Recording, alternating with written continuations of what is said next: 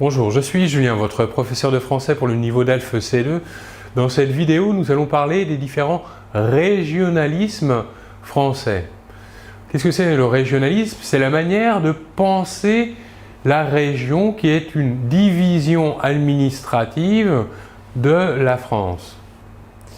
Donc la région au Moyen-Âge, elle était le pouvoir des rois étendu à une petite partie du pays.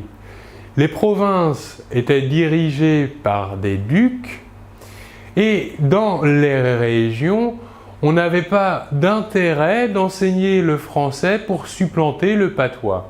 Effectivement, chaque région était plutôt très autonome et il n'existait que peu d'échanges entre chaque région et donc la communication se faisait seulement entre habitants de la même région. Donc les différents patois qui existaient à l'époque du Moyen-Âge et qui parfois persistent encore de nos jours étaient par exemple le basque, le breton, l'occitan, le provençal, le savoyard, l'alsacien ou encore le flamand.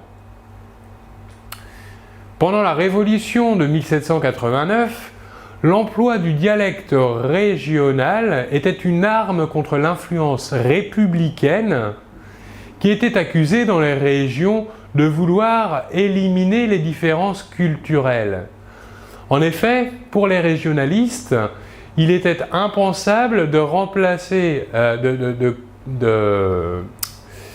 ne pas parler la langue régionale et de parler la langue dite française, car pour eux, la langue française uniformiserait les différences culturelles régionales.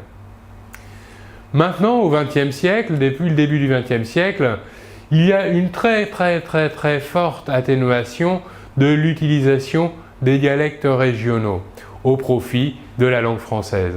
En effet, maintenant, les faits économiques, les faits culturels nous obligeaient les régions à échanger plus directement entre elles.